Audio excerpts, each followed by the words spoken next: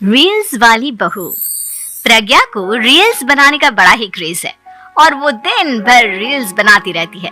खाते पीते घूमते फिरते घर में कॉलेज में रील्स बनाने के कारण प्रज्ञा पूरे कॉलेज में हाईलाइटेड है। जहां उसके रील्स सभी को पसंद आते हैं, वहीं मनीषा चिंता में डूबी रहती है। एक रोज जब खाते हुए प्रज्ञा रील्स बना रही होती है, तब मनीषा कहती है, एक मिनट भी चैन नहीं है इस लड़की को। ये नहीं कि खाना तो आराम से खा ले, लेकिन नहीं, अरे थोड़ी देर रील्स नहीं बनाओगी तो आसमान नहीं टूट पड़ेगा। अरे मम्मी, इसी को तो कहते हैं डिटर्मिनेशन। तुम नहीं समझोगी ये सब। भगवान, इस लड़की को सद्बुद्धि दे। जब देखो तब टेढ़ा बाका मुंह बनाती रहती है। मनीषा की बात का प्रज्ञा पर जरा भी असर नहीं होता और वो खाते खाते रील्स बनाती रहती है। दिन बीतने लगते हैं और देखते देखते प्रज्ञा का कॉलेज भी खत्म हो जाता है। आए दिन कोई ना कोई मनीषा को प्रज्ञा की शादी करवाने का सुझाव दे जाता है। सब ठीक ही कहते हैं, प्रज्ञा की शादी कर देनी चाहिए। अपने घर के काम काज में व्यस्त हो जाएगी तो खुद ही ये रील्स और नाच गाना बंद हो जाएगा। मनीषा और प्रेम प्रज्ञा के लिए एक अच्छा लड़का ढूंढने लगते हैं और तभी विकी का रिश्ता प्रज्ञा के लिए आता है, जिसने प्रज्ञा को उसकी रील्स देखकर पसंद कर लिया था। अगले दिन विकी अपने माता पिता के साथ प्रज्ञा के घर पहुंच जाता है और प्रज्ञा साड़ी पहने हाथों में चाय की ट्रे लिए उनके सामने आती है। जब विकी को पसंद है तो हमें भी बहू पसंद है। बहन जी, आप बारात की तैयारी कीजिए। एक बार लड़का लड़की अकेले में बात कर ले तो अच्छा रहेगा। हाँ हाँ, क्यों नहीं। मनीषा विकी को प्रज्ञा के कमरे में भेजती है, जहां प्रज्ञा पहले से ही रील्स बना रही होती है। तभी विकी कहता है, आ गए आपके साजन जी। हमारे साथ ये रील्स कंप्लीट करती तो और भी अच्छा रहता। अच्छा जी, अब आ ही गए हैं तो बना ही लेती हूँ आपके साथ। दोनों मिलकर रील्स बनाते हैं। जब वी मीट और तुरंत पोस्ट भी कर देते हैं। फिर विकी कहता है, जब आप साड़ी में चाय लेकर आई तब मुझे लगा कि कहीं मैं गलत घर में तो नहीं आ गया। अब सही है। दोनों की शादी पक्की हो जाती है और शादी के दिन भी प्रज्ञा रील्स बनाने से चूकती नहीं। यहाँ तक कि बारात के समय भी नाचते हुए रील्स बनाती है।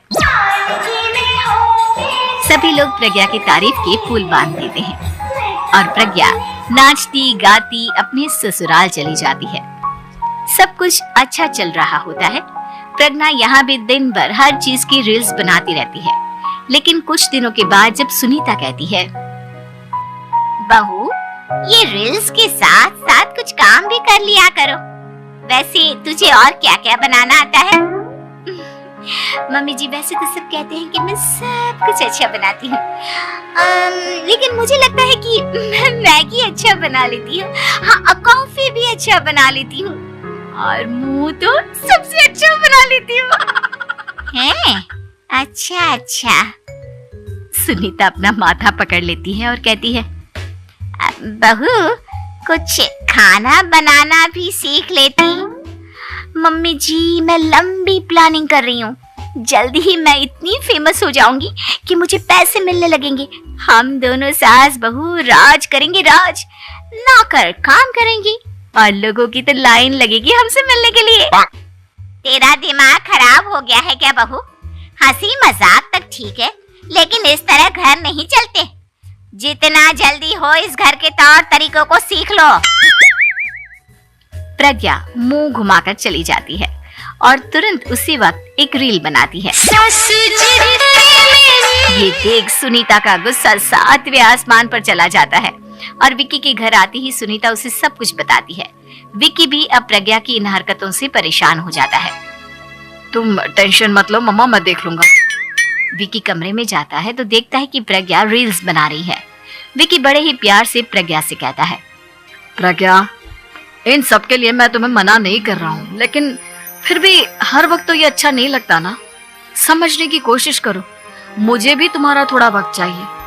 मैं जब ऑफिस से आता हूँ तो मुझे समय देने की जगह इसी में लगे रहते हो। तुम ज्यादा ही सोच रहे हो। तुम भी मेरे साथ रील्स बनाओ ना, तुम्हें भी बहुत अच्छा लगेगा। तुम्हें इज्जत से कोई बात समझ में नहीं आती क्या? दिमाग खराब हो गया है तुम्हारा इस चकाचौंध से।